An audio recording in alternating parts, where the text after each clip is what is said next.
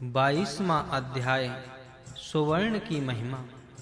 हे सुवर्ण, तुम तेजस्वी हो, बलवान और अमर और आयु की रक्षा करने वाले हो। इस कारण मेरी आयु की रक्षा करो। सविता देव की आज्ञा में रहकर मैं अश्विनी कुमारों की भुजाओं और पूषा देव के हाथों से तुमको ग्रहण करता हूँ। इस सोम यज्ञ में हमें वह व्यापक शक्ति प्राप्त होती है जो सत्य तत्व के व्यवहार को पूर्ण रूप से स्पष्ट बतलाती है। व्यापक शक्ति की ज्ञान श्रृंखला को ही संसार के प्रारंभ काल में क्रांतिदर्शी ऋषि लोग यज्ञों में प्राप्त करते रहे हैं। तू परमेश्वर समस्त पदार्थों की साक्षात बताने वाली है। तू त्रिभुवन स्थान, तू समस्त लोक का नियंता धारण करने वाले हैं। वह यजमान अति विस्तृत शक्ति से युक्त वैश्वानर अग्नि को हवि के स्वाहाकार से प्राप्त करता है। हे अश्व, तुम देवताओं के पास स्वयं गमन करने वाले हो। हे ब्रह्मन, देवताओं के लिए प्रजापति के लिए घोड़े को बांधता हूँ, उससे सिद्धि को प्राप्त करूँ। उस अश्व को देवताओं के लिए विशेषकर सिद्धि को प्राप्त करता हूँ, उससे सम्यक प्रकार से यज्ञ सिद्ध प्राप्त हो। हे श्रेष्ठ पुरुष, सबके प्रिय तुझको प्रजा के पालक की प्रीति के लिए अभिषिक्त करता हूँ। इंद्र और अग्नि के लिए योग्य ऐसे तुम की अभिषिक्त करता हूँ। वायु के लिए योग्य तुमको अभिषिक्त करता हूँ। समस्त देवों के लिए योग्य ऐसे तुमको अभिषिक्त करता हूँ। संपूर्ण देवताओं के लिए प्रीति पात्र तुमको अभिषिक्त करता हूँ। जो पुरुष अश्व को मारना चाहता है, वरुण उसको विनष्ट करे। ऐसा पुरुष शत्रु उसको देश से निकालकर दूर कर दिया जाए, और अर्थात शत्रु पुरुष कुत्ते के समान दूर रखा जाए। अग्नि के लिए आहुति देते हैं, वह स्वीकृत हो। सोम के लिए आहुति देते हैं, वह स्वीकृत हो। और जलों के आनंद देने वाले देवताओं के लिए आहुति देते हैं, वह स्वीकृत हो। सविता देवता के लिए आहुति देते हैं, वह स्वीकार हो। वायु देवता के लिए आहुति देते हैं, वह स्वीकार हो। मित्र देवता के लिए आहुति देते हैं, वह स्वीकार हो। वरुण देवता के लिए आहुति देते हैं, वह स्वीकार हो। ऐसा शब्द करने वाले साम गायक विद्वान के लिए आहुति देते हैं, वह स्वीकार हो। और साम वेद पाठी के लिए आहुति देते हैं, वह स्वीकार हो। साम गायन करने के निमित्त आहुति देते हैं, वह स्वीकार हो। सब कर्मों में पूर्णता के लिए आहुति देते हैं, वह स्वीकार हो। जाते हुए के लिए आहुति देते हैं, वह स्वीकार हो। दौड़ते के लिए आहुति देते हैं, वह स्वीकार हो। और प्रजापति के लिए आहुति प्राप्त हो। श्रेष्ठ प्रजापति के लिए यह आहुति प्राप्त हो। विद्या वृद्धि को धारण करने वाले के लिए यह आहुति प्राप्त हो। मन में वर्तमान प्रजापति के लिए यह आहुति, अदिति देवता के लिए यह आहुति, सुखदात्री अदिति देवता के लिए यह आहुति है। सरस्वती के लिए यह आहुति है। पवित्रता करने वाली सरस्वती के लिए यह आहुति है। महत सरस्वती के लिए यह आहुति है। पूषा के लिए यह आहुति है। उत्तम पदार्थ युक्त पूषा के लिए यह आहुति है। मनुष्यों को धारण पोषण करने वाले पूषा के लिए यह आहुति है। त्वष्टा देवता के लिए यह आहुति है। बहुरूप त्वष्टा देवता के लिए यह आहुति है। विष्णु के लिए यह आहुति है। निरंतर रक्षित औरों की रक्षा करने वाले विष्णु के लिए यह आहुति है। अंतर्यामी अमीर रूप प्रविष्ट विष्णु के लिए यह आहुति है, उसे स्वीकार हो।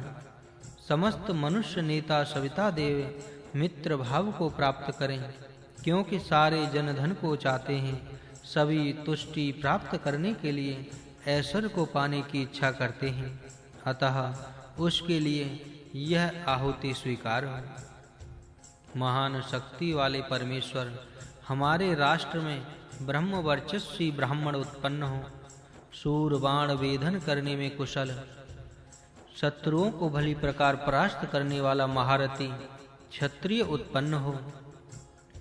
संपन्न नगर का नेतृत्व करने वाले हों और वाताय स्वाहा वायु के लिए यह आहुति दी जाती है। धूम के लिए यह आहुति है। अब्राय स्वाहा, नीचे विद्युत फेंकते हुए मेघ के लिए यह आहुति है। नक्षत्रों देवताओं के लिए यह आहुति है। अर्धमास के लिए यह आहुति है। ऋतुओं के लिए यह आहुति है। संवत्सर के लिए यह आहुति है। और ध्यावा पृथ्वी के निमित्त यह आहुति दी जाती है। चंद्रमा के निमित्त यह आहुति है। शाखाओं की वृद्धि के निमित्त यह आहुति देते हैं। अन्न देवता के लिए यह आहुति है। पदार्थों के उत्पादन के लिए यह आहुति है। स्व स्वाहा, सुख रूप व दिव्य लोक के लिए यह आहुति दी जाती है। सब प्रजाओं की पालना करने वाले के लिए यह आहुति है। यज्ञ से आयु की वृद्धि के लिए आहुति देते हैं। यज्ञेन प्राणः कल्पताम स्वाहा, यज्ञ से प्राण की वृद्धि हो इसलिए यह आहुति देते हैं। हिरण्यगर्भः, सूर्य चंद्र आदि तारे ज्योति गर्भ रूप जिसके भीतर हैं, जो उत्पन्न जगत के पहले जो मौजूद था और जातः एक पति आसीत, प्रादुर्भूत होकर वह परमात्मा ही सबका एक पालक स्वामी था। वही परमात्मा इस भूमि और ध्योलोक को धारण करता है। ऐसे सुख स्वरूप देव के लिए हम हवि प्रदान करते हैं। हे सोम, तू उपाय मात्र में गृहीत है। प्रजापति के प्रिय तुमको मैं ग्रहण करता हूँ। यह तुम्हारा निवास स्थान है। सूर्य तुम्हारी महिमा है। जो तुम्हारी महिमा दिन में प्रतिवर्ष में प्रकट होती है। जो तुम्हारी महिमा ध्युलोक व सूर्य में है, वही महिमा तुम्हारे उस महिमा वाले प्रजापति व देवताओं के लिए हो। यह आहुति उनके लिए है। जो परमात्मा अपने महान सामर्थ्य, प्राण लेने वाले और नेत्र आदि के चेष्टा करने वाले सजीव जगत का एकमात्र ही राजा हुआ है। और जो इस दो पाए मनुष्य आदि और चौपाए पशु संबंधी संसार का भी स्वामी है, उस प्रजा के प्रति सर्व सुखदाता परमेश्वर देव के लिए हवि अर्पण करते हैं। हे महामान ग्रह, तुम उपाय मात्र में गृहीत हो। प्रजापते जुष्टम त्वाम गृह्णामि, प्रजापति के प्रीति कारक तुमको ग्रहण करता हूँ। यह तुम्हारा स्थान है। चंद्रमा तुम्हारी महिमा है। तुम्हारी जो महिमा प्रति रात्रि व प्रति संवत्सर में प्रकट है, और तुम्हारी जो महिमा पृथ्वी व अग्नि में प्रकट है, तथा तुम्हारी जो महिमा नक्षत्रों व चंद्रमा में प्रकट है, वह महिमा तुम्हारे उस महिमा वाले प्रजापति व देवताओं के लिए हो। अपने स्थान में स्थित ऋत्विज क्रोध रहित वैदिक कर्म सिद्धि के निमित्त सर्वत्र विचरण करते हुए आदित्य सदृश प्रभावशाली अश्व को रथ में युक्त करते हैं, और रोचनते आकाश में तेजस्वी दिखने वाले वे तेजस्वी पुरुष अत्यंत प्रकाशित होते हैं। हे विद्वान पुरुषों, जिस प्रकार श्रेष्ठ जन इच्छा करने योग्य ले जाने वाले विविध प्रकार से भली प्रकार भांति ग्रहण किए हुए लाल रंग से युक्त अत्यंत पुष्ट मनुष्यों को वहन करने में समर्थ दो घोड़ों को रथ में जोड़ते हैं, वैसे ही योगी लोग इस परमेश्वर में इंद्रिय अंतःकरण प्राणों को युक्त करते ध्यान करते हैं।